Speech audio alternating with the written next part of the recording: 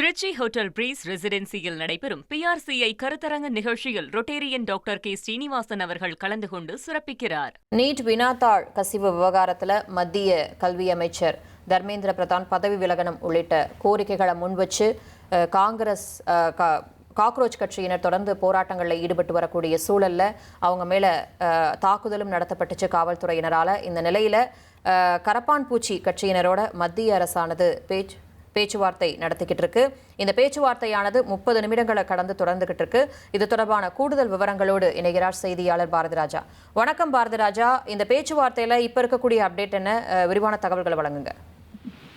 பல்வேறு உறுதிமொழிகளை மத்திய அரசு சார்பில் வழங்கினாலும் கூட பிஜேபி, அதாவது கரப்பாம்பூச்சி கட்சியினர் அதை ஏற்றுக்கொள்ளதா இல்ல. நீங்க என்ன விஷயங்கள், நாங்க போராட்டத்தை முதல்ல திரும்ப பெறணும் அப்படின்னு வலியுறுத்துறீங்க இல்லையா, அதை நாங்க செயல்பாட்டுக்கு கொண்டு வரணும். முதல்ல தர்மேந்திர பிரதான் ராஜினாமா செய்யணும்.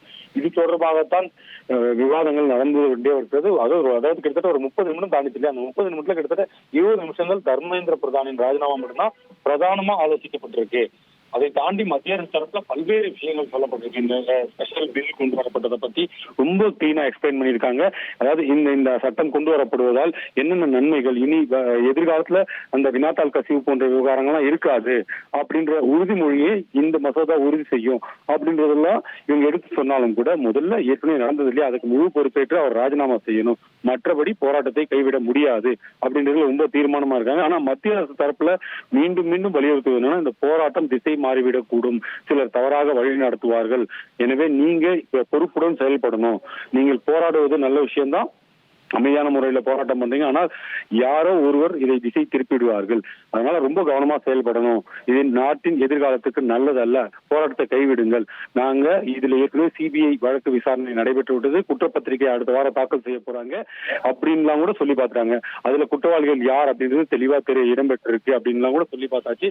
ஆனா இது இப்போதைக்கு நடைபெறவில்லை. அவங்க ஒத்துக்கிற மாதிரி இல்ல.